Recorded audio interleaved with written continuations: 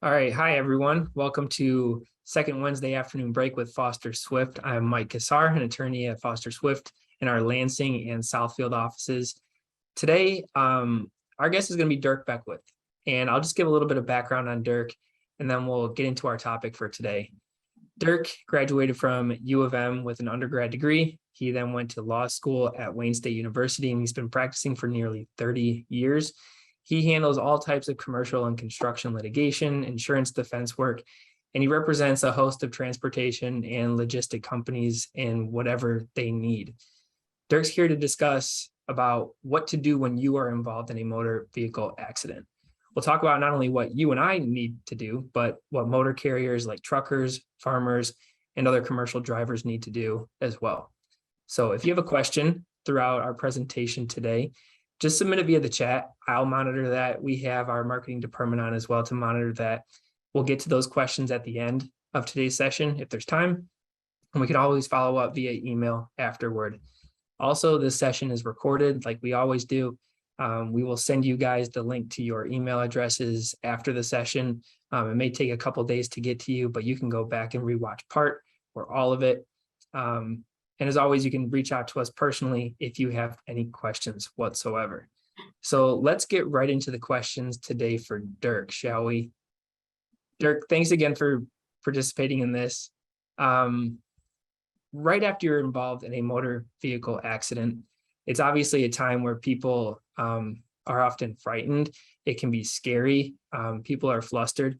What's the first thing a driver should do? Any driver? Well, first off, thanks, Mike. You may be 10 years younger than I am. Actually, I've been practicing almost 40 years.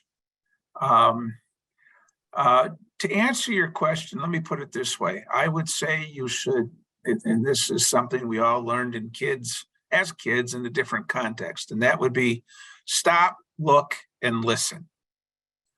Okay. Usually it's a very shocking experience to be involved in a motor vehicle accident. Typically, when I've gone on to the scene of a motor vehicle accident, most of the occasions I've done this, it involves a truck driver for a motor carrier. And it's understandable to be, I'll say, in shock. And so what you just have to do is take a couple of deep breaths and just get a control of your senses. So I say stop. If you're involved in a motor vehicle accident, secure your vehicle. My preference is to keep it right where the accident occurred. Don't move off the shoulder of the road, but keep your vehicle right where it was. Then the second thing, once you've stopped your vehicle, turn your flashers on. And then if you're able to, get out of the vehicle and attempt to check on anybody else that's been involved in the motor vehicle accident. You don't have to provide medical care if you don't feel comfortable, but check on them. Next thing, immediately contact the authorities. Dial 911. Generally speaking, most communities, they're very good getting on the scene. They'll ask you, has anybody been injured? Does someone need an ambulance? If in doubt, say yes. I'd always rather you have that done. So EMS shows up or an ambulance shows up. And if they're not needed, they're not needed. Once you've called the authorities, personally, I think you should call your insurance company to let them know you've been involved in a motor vehicle accident. And then it could go one of two ways. If it's a serious motor vehicle accident where someone has been injured, then you should be asking your insurance company to send out a claims adjuster, send out an accident reconstructionist to the scene to preserve the evidence. I've found in the last 10 years of my practice, more and more of my clients the insurance companies or self-insured companies will send someone to the scene of the accident to take photographs, take measurements, recreate the accident. The technology we have today is so incredible that they can do an animation of the accident and determine exactly what was going on at the scene in the accident. The reason that is important is if, unfortunately, someone else is injured in the motor vehicle accident, and if, unfortunately, they think you are at fault, then you're going to get a claim letter from an attorney saying you're going to be sued, or they may even send you a copy of the lawsuit. So often it's not right away. It could be 1, 2, or as many as 3 years after the accident that they file a lawsuit. I can't remember what I did a week ago. So needless to say, I wouldn't expect you to be able to know what you did 3 years ago. So that's why we bring accident reconstructions and adjusters to the scene, basically to preserve the evidence. Yeah, that's all great information. There's 2 more safety questions I have, like just personal questions. I was on the highway today just before we got here, and I saw an accident on 696 at about Orchard Lake, and the cars involved were still in the middle of the road. You advise that you probably should keep the car where it is if possible. And the drivers of the cars were outside of the car. Would you recommend, for safety reasons, that the drivers of the car, the passengers, stay in the vehicle or outside? What do you think? That's really a case-by-case decision. If you're on an expressway with a concrete median and there's 6 feet between you and the concrete median, that's really not a safe place to go. If you're in a more rural community where you can get off on the side of the road in the grassy area, removed from the vehicle, I'd highly recommend you getting there. I don't think it's a good idea to stay in your vehicle. So many times there's a second accident after the first accident because the people that are driving don't see what's going on in front of them. So you, by staying in your vehicle, could be at risk for being involved in a second accident. Okay. And then one more question for maybe larger vehicles or truckers. Is there any requirement that they have to put out triangles, the emergency triangles or flares on the road? Or is that just, go ahead. It really applies generally to if your vehicle becomes disabled and you pull on the side of the road.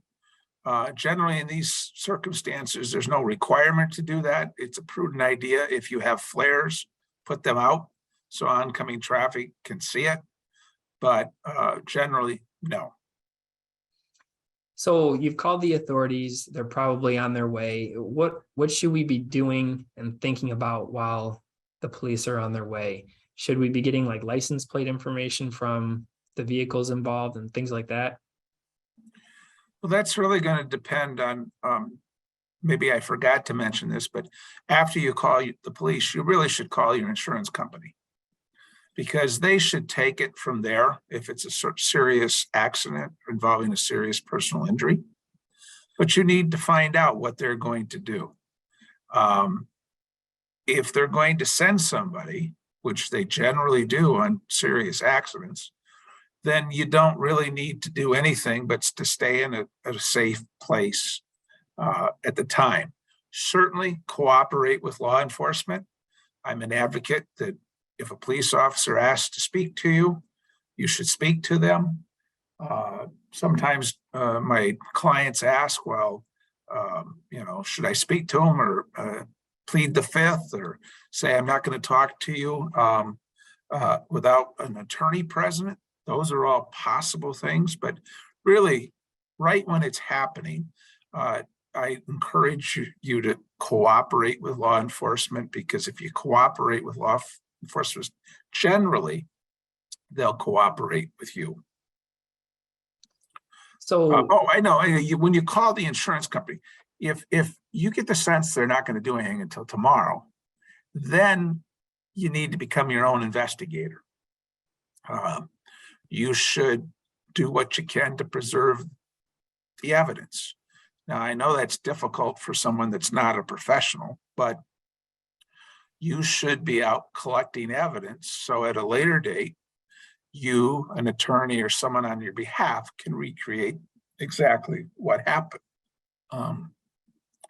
And so if you have a cell phone, take photographs of the vehicles and other people involved in the motor vehicle accident. Where I would caution you is if somebody is seriously injured, don't take their picture, okay?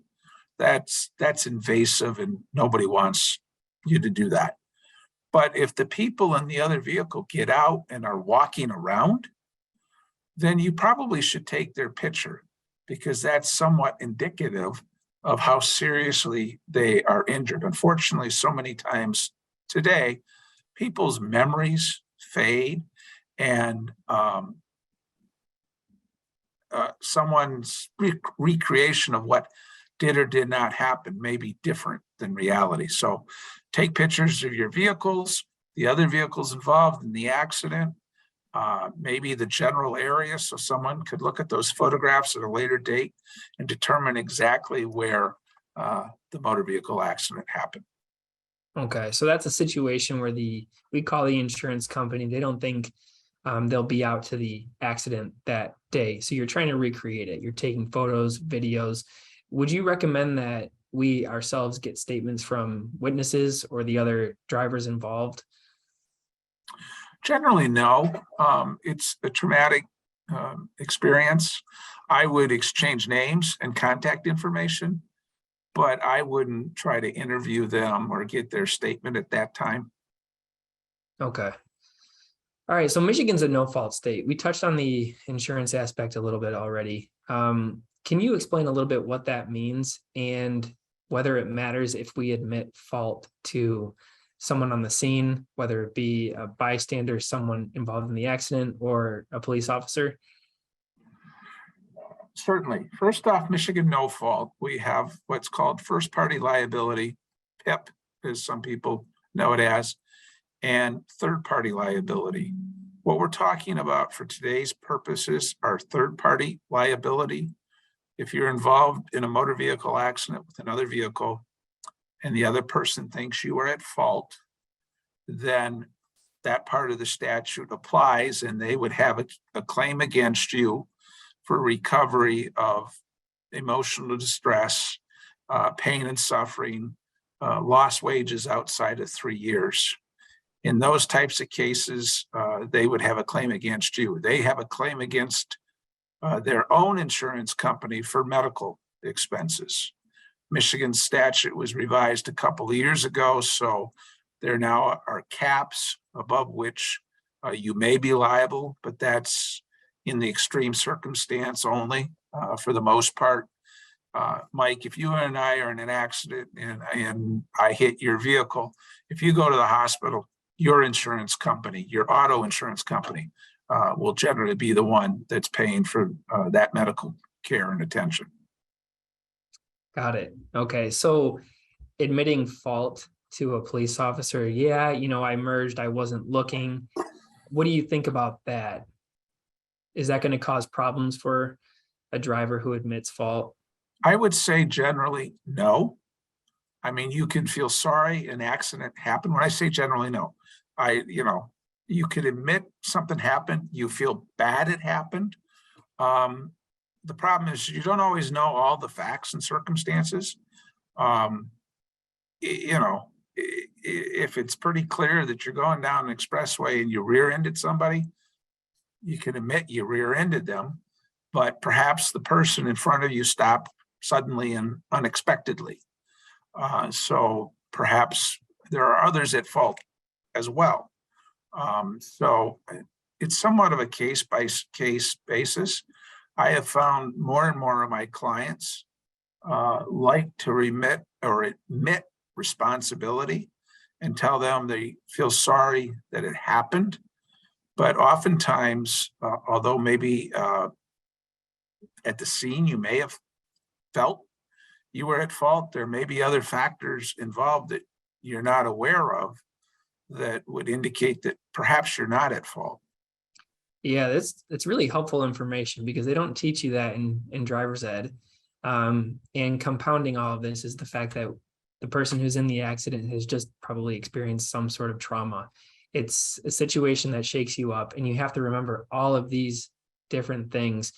Dirk, I think you prepared a checklist in the past that individuals can like put in their glove box or something like that to help guide their thinking during an accident. Do we still have that? And I think we do, right? We do. Actually, I prepared a checklist some years ago. As I was telling you before today's conference call, I actually had someone call me. They took one of the little 3x5 cards, put it in their glove box. They had been in an accident and they gave us a call.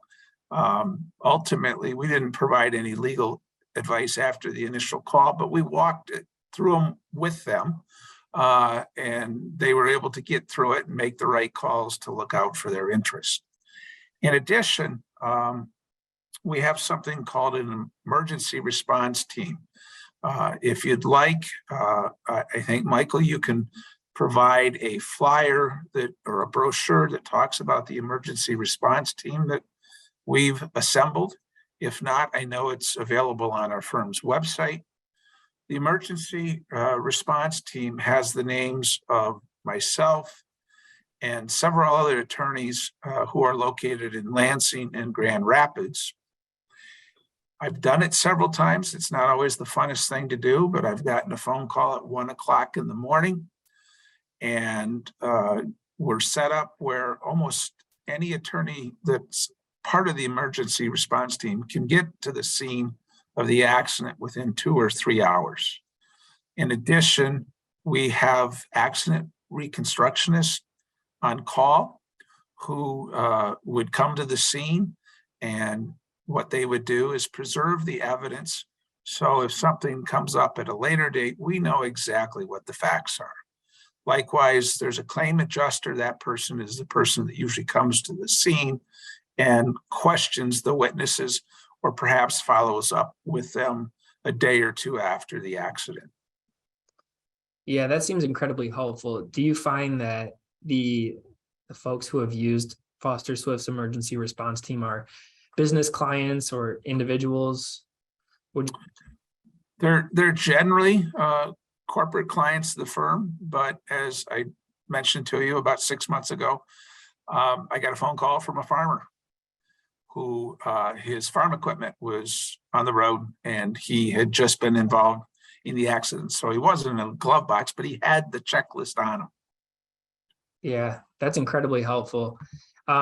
We just got a chat question, and there's an individual asking for the checklist. I think it's incredibly helpful. I'm going to have it printed out for me to keep in my glove box. And when we send out the link to the recorded video of this session, we will also attach that checklist so everyone can have it.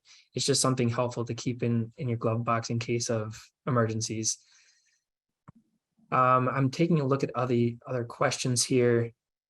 Let's see. As a business owner, what should one worry about if one of their employees is involved in a motor vehicle accident on a delivery, for example? Probably evidence preservation.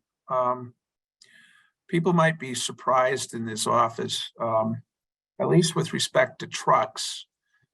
Only about 19% of a passenger car truck accident is caused by the truck. And so that's why it's important to preserve the evidence, because oftentimes cars are jumping in front of the space in front of the tractor trailer as it's going down the road, and does not give the trucks sufficient time to stop. If you're a business owner and you have someone with a passenger vehicle, that's what you've got your insurance for. You know, I'm a big advocate of reassuring your driver that you'll get through this. I wouldn't make any rash decisions the day of, because chances are you're going to need to work with this individual at a later date. If you're the employer, you're also going to want to make sure to offer your employee the opportunity to go to the hospital to make sure they get treated if necessary. Unfortunately, in this day and age, with the amount of traffic on the road and the way people drive, there's going to be motor vehicle accidents. Yeah. Well, this was incredibly helpful, Dirk. A lot of great information within our chat today. If there's any other questions, we're happy to receive emails from you guys. You can also just email me and Dirk directly. Our contact information is on our firm's website. I'm Mike Cassar. He's Dirk Beckwith. Next month, we are going to be back here on, I think it's November 9th, Wednesday, November 9th at noon. We're going to be talking with one of our attorneys. Her name is Emily Wisniewski, and she's going to be talking with us about intellectual property, specifically trademarks. And it's going to be a really good conversation about that. She's really knowledgeable in that area. Thanks so much for spending time with us today. Have a great rest of your afternoon and a good day. Take care, everyone. Thanks, Michael. Thanks, Dirk.